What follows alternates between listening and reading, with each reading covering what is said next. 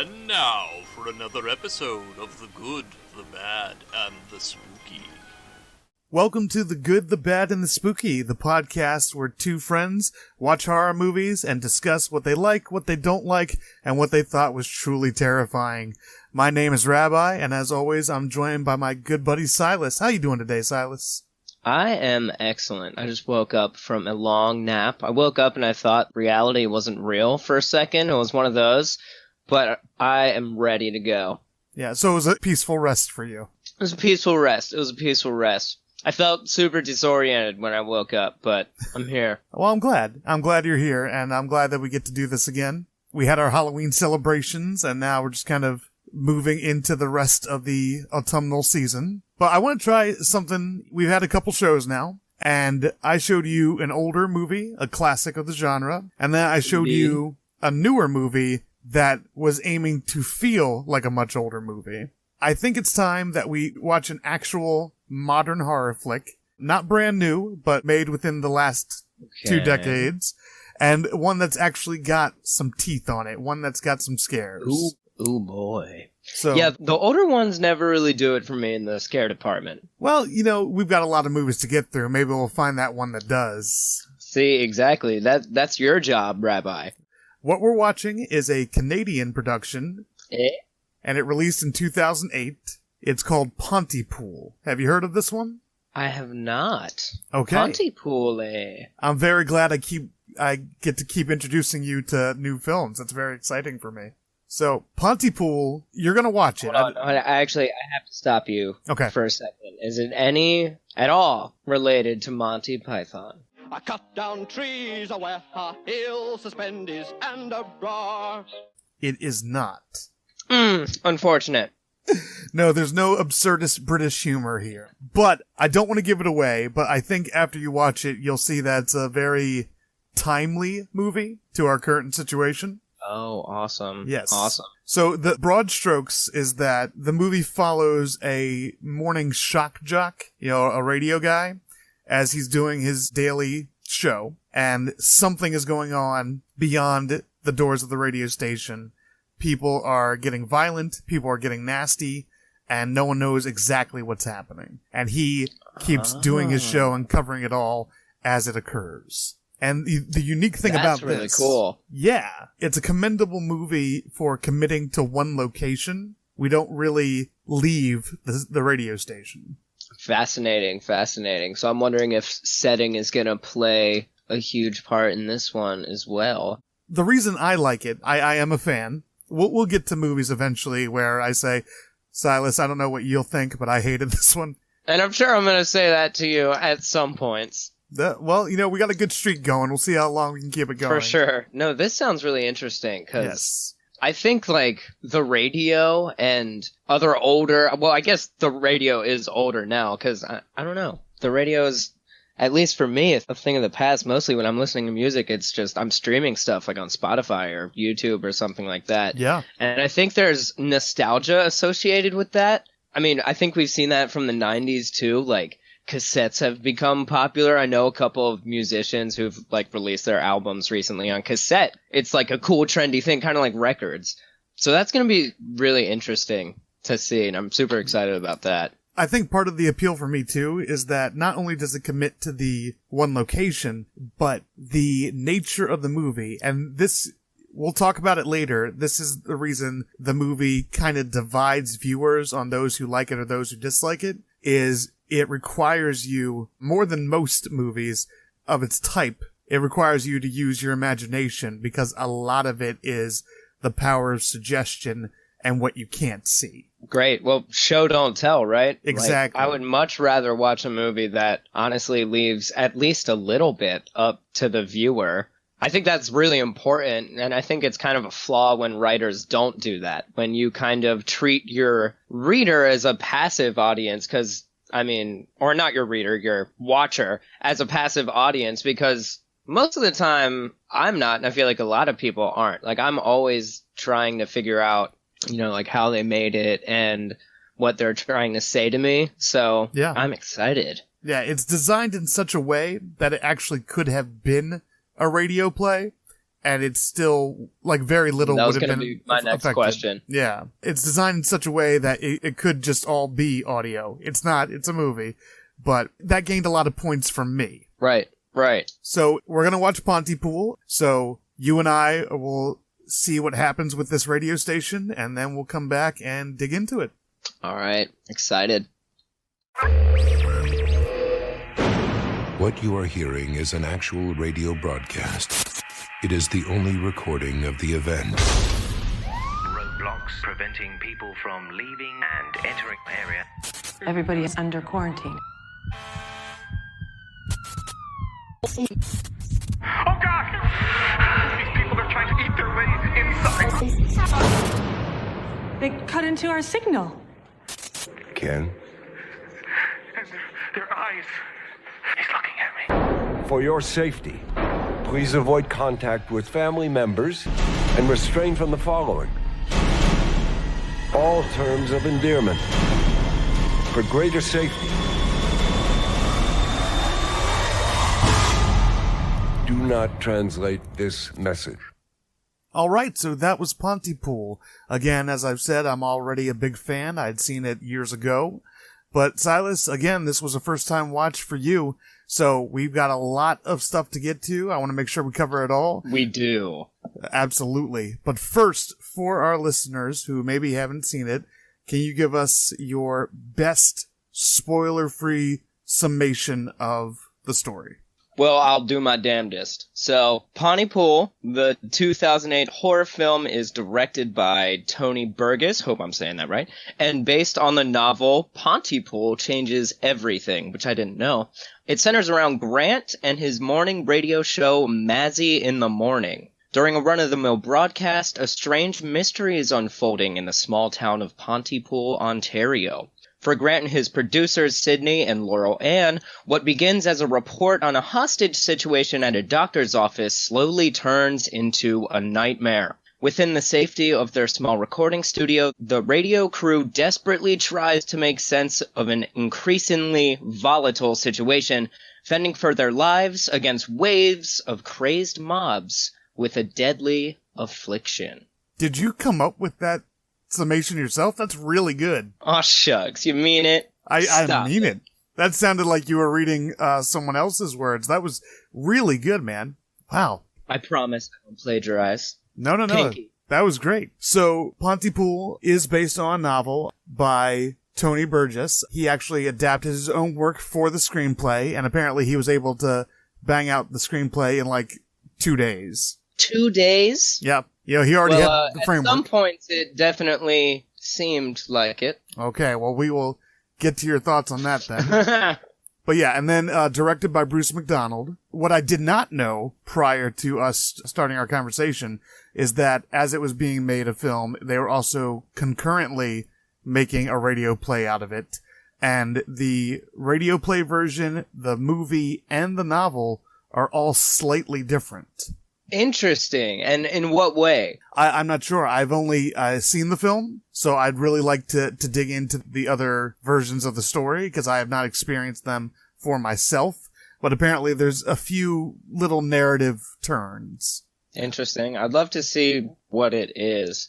Because there were definitely at some points where I leaned out of the narrative for sure. Why don't we start with your lean outs? Because clearly you have some strong thoughts about the... Well, so I loved it. I really did. I thought it was great. But some points in the movie where I was like, do you understand what kind of movie you're making? Like, do you know where you're going with this? Because it was interesting, because there were parts where the writing was super strong, the tone was perfect, and the music was going, and it was great, and I was just so enthralled with it. And then there were moments where just, like, was lacking, for sure. So, I mean, if you want to get into it right away, one of the biggest problems that I have with the movie is, like, at the very end. Well, not one of the biggest problems that I have, but one good example of a lean out for me is that freaking kiss at the end. It's so bad, and there are situations like that where it's so offbeat. And one of the first moments like that is with the song that group of people sings, and that girl shows up later at the end, which we could talk about. But that group of people that sings that song, it's funny, It's an interesting tone shift. First of all, I don't know. It was like a little prejudiced, seemed a little bit racist, kind of.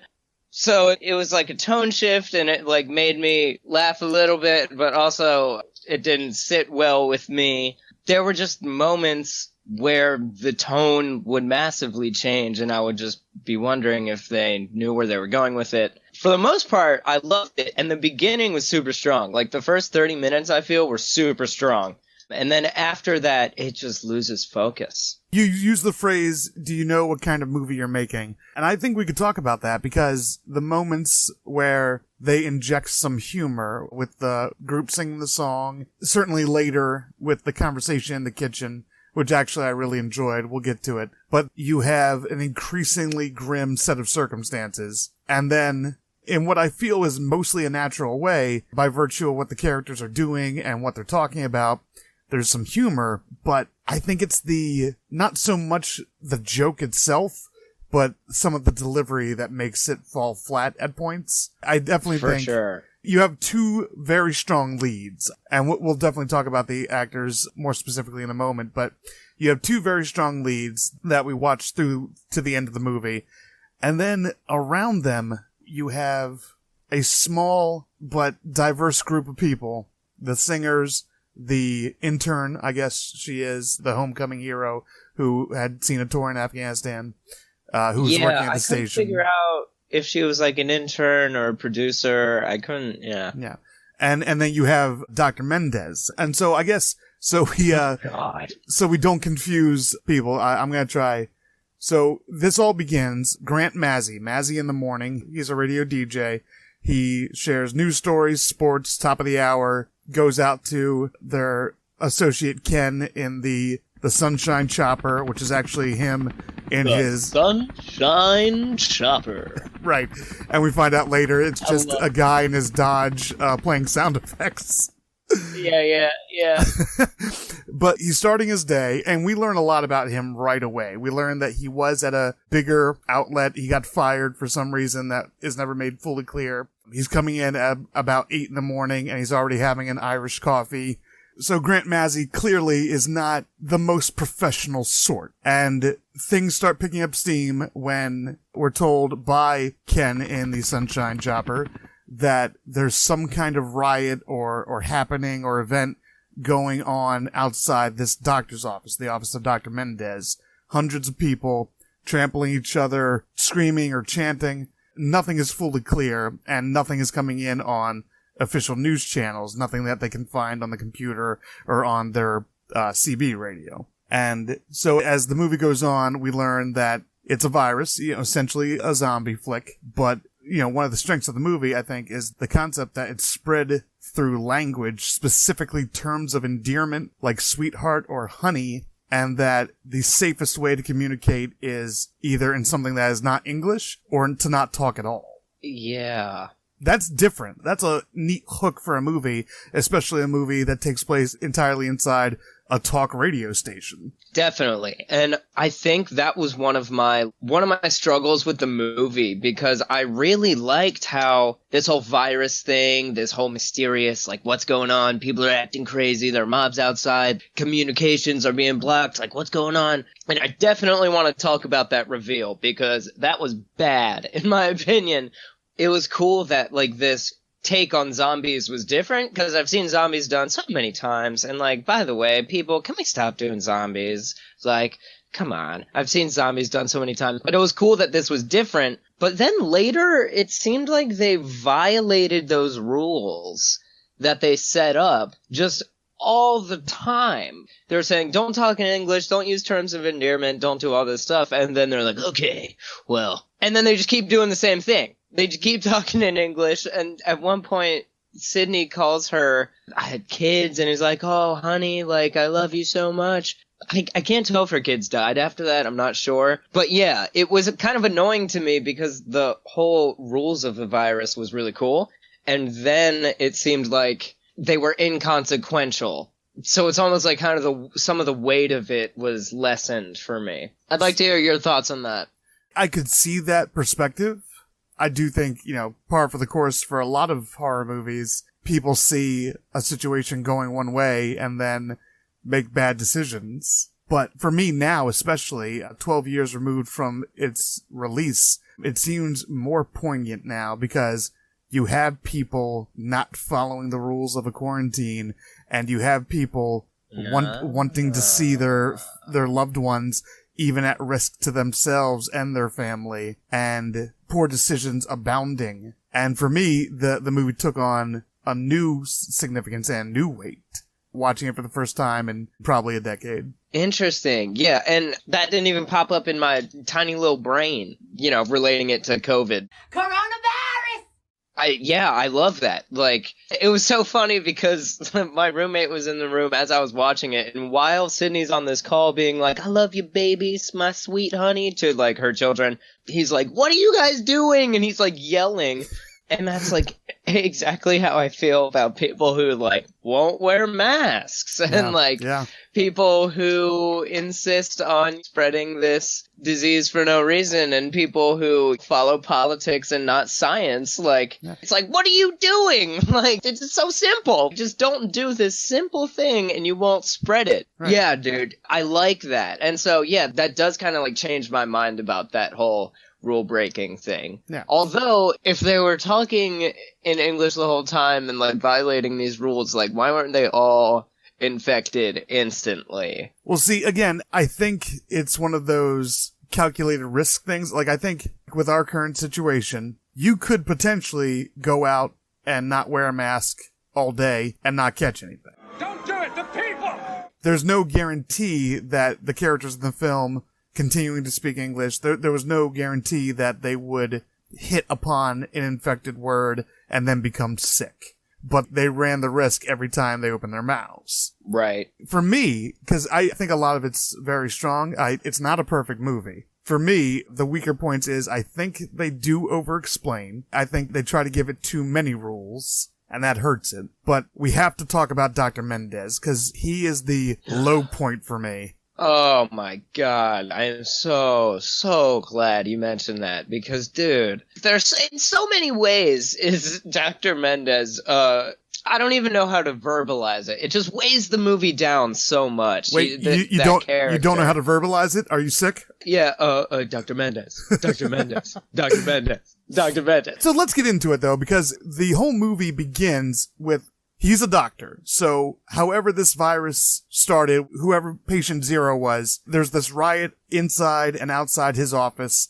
so it probably was one of his patients, right? And he doesn't know what's going on, because no one does, but he knows something very bad is happening, and clearly it's affecting other people around them. We have Ken in the Sunshine Chopper, in his car, explains that their building seems to explode open, people being trampled. It looks like others are getting buried under a mountain of people, which that was one of the most chilling parts of the movie for me, his description of a mountain of people. Grant Mazzy repeats that. Kind of made me think of the cooler parts of World War Z.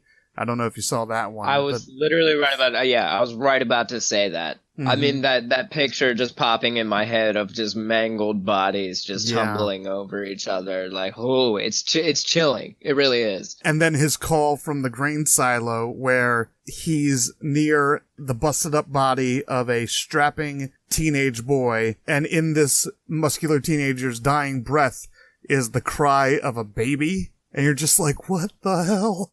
Yes, exactly. And so you have moments like that where it's chilling to the bone and you're enthralled.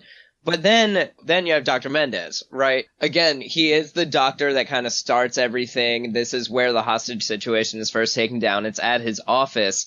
And then probably, 40 minutes later, after all of that, after all this mystery, you kind of, through eyewitness accounts that are coming in to the morning show, you figure out what's happening. You can kind of put the pieces together that there's some sort of outbreak that's zombie-like, and it's spread through speaking to other people. Like, I was able to connect those dots pretty easily. Yeah. And then Dr. Mendez shows up. So, out of the blue. So he climbs through an open window, which... Climbs through an open window! It's Ontario. It's February. There's a blizzard going on. Now, granted... No coat. No hat. No right. gloves. And, maybe he didn't have that because he was running for his life. But there's literally a blizzard. It's literally a blizzard outside. Yeah. That strains credulity already because he was at the nexus point for this thing. And he says he was crawling on his hands and knees all morning through town, and there's not a scratch on him. So I'm like, okay. Yeah. Come on. And then just the characterization. And I don't blame the actor. I think he used what he was given. I blame the actor. I don't blame the actor personally. I don't know his other work. But this character, to me, he's not a character. He's an exposition machine. Exposition. And he over-explains the virus. There's things that, he might have been theorizing as he was on the run, but frankly, there's stuff that he gives the audience that he probably shouldn't know when this emergency is less than 8 hours old. Exactly. And I think I said earlier that I wanted to get to the reveal because I had the same exact thoughts that you had. I had already put the pieces together in my head of what it is. The audience has enough information, and then Dr. Mendez, here he comes, crawling through the window, somehow undetected. And then, there's this whole scene where they gather in a room, and Dr. Mendez is breaking down the situation. And he explains to the audience what we already know, and the music is like exposition. Right. And it's like treating it like the big reveal of the movie, when I have already discovered that, and it just came across as really badly done, and just like building on top of that, I don't know what it was, either the writing for the character or the acting. It was terrible. But then again, Dr. Mendez and his situation does lead me to one of my favorite parts of the movie where I think the humor really worked. Because he starts repeating a word, and we know that's a danger sign, right? He keeps saying breath or breathe.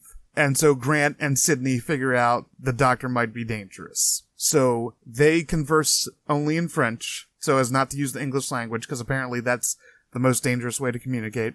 And they leave the doctor in the recording studio, and they get to the kitchen. And that conversation that they have with Grant's limited French discussing who's going to kill the doctor. That was the moment in the movie where I'm like, okay, this is the perfect way to use humor to undercut the tension of the moment. Exactly. Because I could tell that's what they were trying to do the whole time. Like, the whole first 20 minutes are really intense, and then there's that whole weird singing scene that we already talked about. Yeah.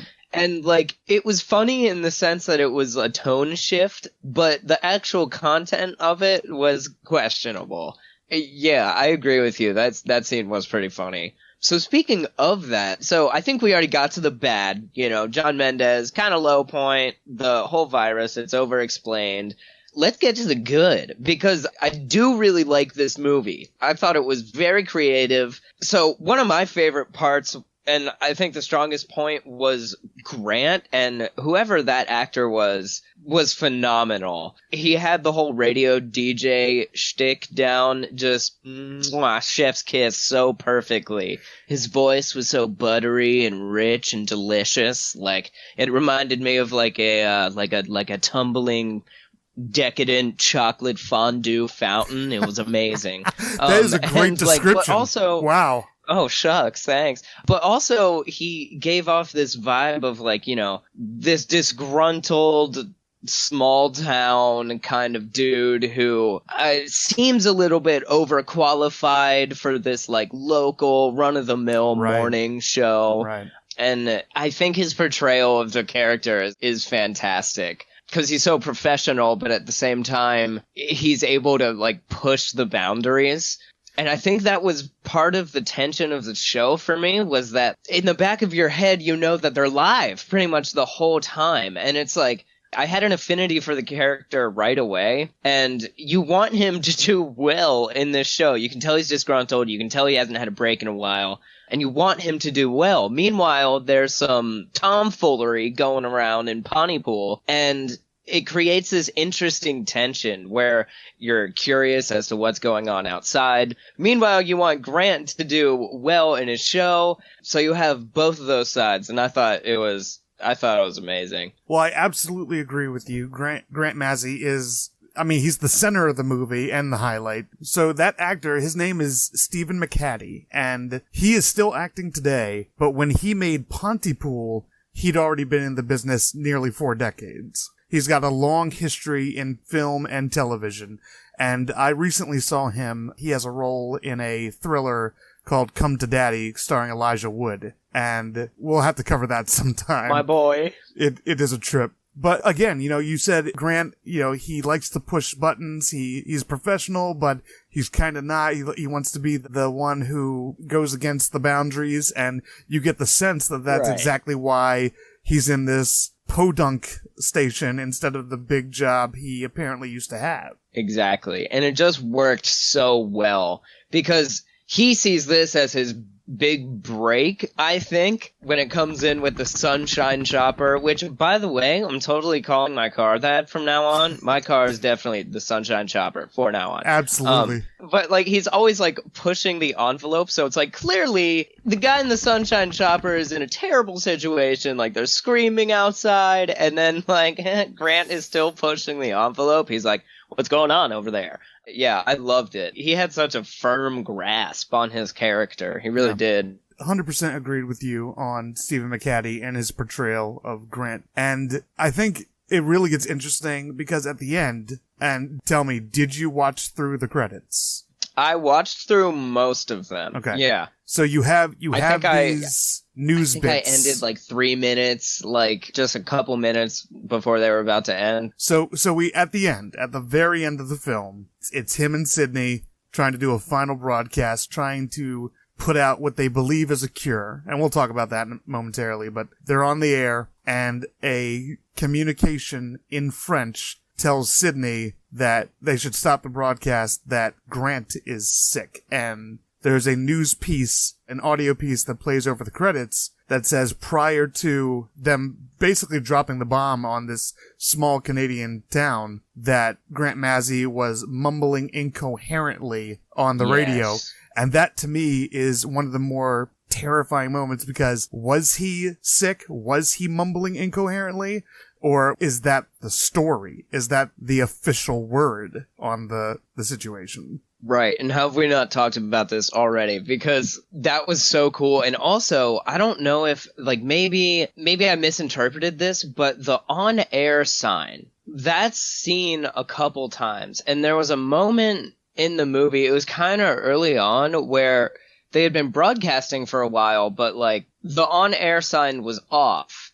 And it viewed it, and it was off. It wasn't on. And so I was like, that's interesting. And it was just like a one-off thing. And in the back of my mind, I was like, is this broadcast like actually happening? What's going on? So there was a moment where Sydney, I think she said something about putting honey in her tea or something. She was going to go to the kitchen and put honey in her tea. This was directly after they learned from the BBC broadcast that interrupted the morning show to not say any words of affirmation. No babies, no honeys, no I love yous, nothing like that. And then there's this really intense music swells, and then the camera just like zooms in really quickly on Grant's face, and he's wide-eyed and just terrified because he realizes that Sydney just said honey. And that was like a big moment, but it wasn't revisited. And I was almost positive that Grant was infected at that point because, it was a big moment. Like the music swelled. There was a camera that zoomed in, but then it's not revisited. And then, there was that moment where, what exactly did he say that, he was mumbling incoherently on air. So is it all in his head? It's kind of like a Taxi Driver sort of scenario. But because clearly something happened. We saw the events. We saw those people repeating words and phrases and surround the radio station. It's definitely not just someone's imagination, but I guess it comes down to, was Grant sick, or was that what the Canadian government said? And I think I definitely think that's interesting. If we're talking, the good, the bad, and the spooky, we've already covered the good and the bad pretty well. The spooky for me would be that. And then when we learn that Laura Ann Drummond, the intern, I suppose, when she is done for and she is chewing her own face off and just running at the paned glass in front of the recording studio. Good God. Yeah, that was terrifying. I mean, that would drive me crazy. being locked inside of a recording studio, walled in by glass so you can see outside. You're forced to see outside, and there's somebody running into the glass, all bloody. Oh my gosh, yeah, terrifying. And it goes back again to the concept, which I still think is neat. The filmmakers maintained that these are not zombies in the traditional sense, although it's totally a zombie movie. But it's not that they're wanting to eat flesh. They explain that a word gets stuck, typically a word of encouragement or affirmation, like we said. They keep repeating that word till it no longer makes sense. They get fixated, and then their language becomes scrambled, kind of like a Tower of Babel situation. And they are so frustrated and so upset at not being understood that the only way they feel they can make their point is to chew another person's mouth off. Right. You ever just want to chew someone's mouth off? Well, I've got a list. That was terrifying. I think the spooky for me was, most of it was contained within the first 30 minutes of the movie, when there was the mystery of, what the hell is happening in Pontypool, like with this hostage situation. And, I loved how, like what you were saying kind of in the beginning, how it was just a radio broadcast. What was happening on screen, it wasn't too interesting. It was just them talking. But the way they shot it in the first 30 minutes, like how the camera was kind of always panning when they were recording, the music came in at all the right times.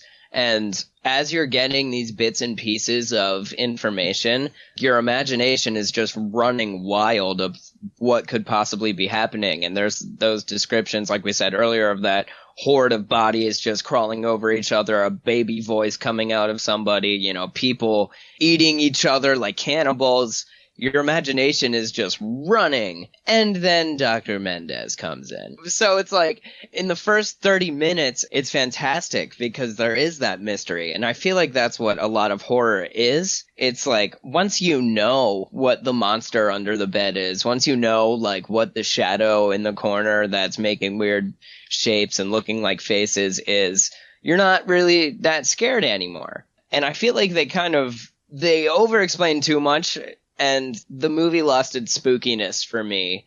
I think also maybe part of that, I think, is because they stopped recording. Like, the radio show became less of a priority kind of halfway through the movie. So that tension that I was talking about earlier was kind of gone, where you want this radio show to do well. You want his ratings to rise because of this. You have that double-sided tension. And then that was kind of lost. And I think the novelty of the movie was lost a little bit. But yeah. I think it was pretty masterful in the beginning how they set this whole virus up, because the audience is doing the work.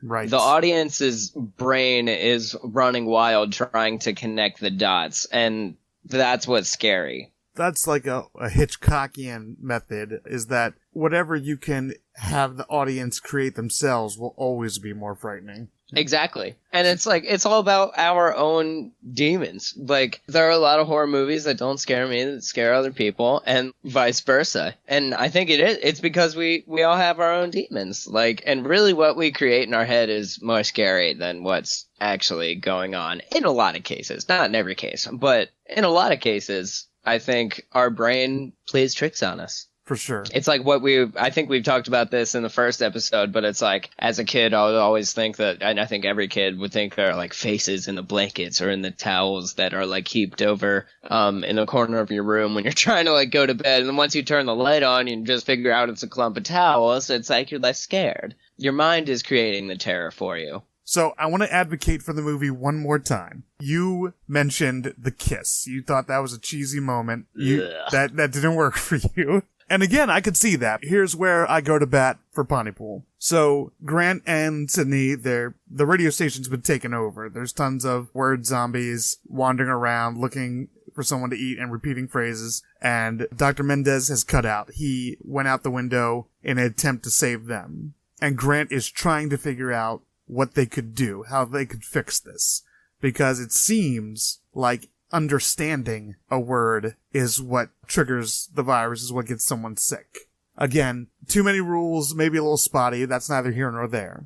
But eventually, in their conversation, Sydney's getting drunk, and Grant is getting frustrated, and it seems like Sydney's infected, like she's gotten sick because she's hung up on the word kill. And Grant says, we have to change it. Look, kill isn't kill. Kill is wonderful. Kill is happy. Kill is everything you've ever wanted. Kill is kiss.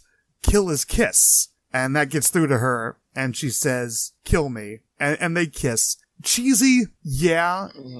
And then they kiss right at the end of the movie when it looks like they're about to be blasted to smithereens by the government or whoever. Here's my thing. I don't think either of those kisses were romantically motivated. Because I believe, for one, it's life or death. You're evaluating a lot of things when you're in a room and death is outside the door. He had calmed her down. They share this moment. It's a moment of comfort. Then she runs in, literally as a voice in French is counting down from 10. She runs into the recording studio and kisses him again. I think because she just wants them both, knowing that it's their end, I think she just wants them both to go out with something good and not be separated physically and emotionally. I wouldn't put either of those kisses as romantically motivated. Does it come off a little cheesy? I don't disagree with that, but I think it still works for the end of the movie. Yeah, dude, I don't know. I think that's just a personal movie pet peeve that I have. Is okay. I just hate forced romantic relationships. Like, why does there have to be a romantic aspect in almost like not every movie, but in so many movies, almost every movie, there's like any sort of close relationship. I think it often develops into something romantic, especially if it's just between like a boy and a girl. To me, that kiss was like Kylo Ren and Rey level bad. Oh. Like, just like, it just seemed so forced. And literally, dude, in my notes, as I was watching the movie, I literally have in my notes, this is 20 minutes in, I love the relationship between Grant and Sydney. I really hope it doesn't develop into anything romantic. And then later at the end, when Grant is like, kill to kiss. It's not kill, it's kiss. I literally was saying to myself, please don't kiss. Please don't kiss. And they kissed. I see what you're saying, though, how it's not romantic. It could have been, like, anything at all. Like, maybe you could have hearkened on the fact that she really loved her kids, and maybe, like, kill meant, I don't know, like a close family member, or, like, something like that.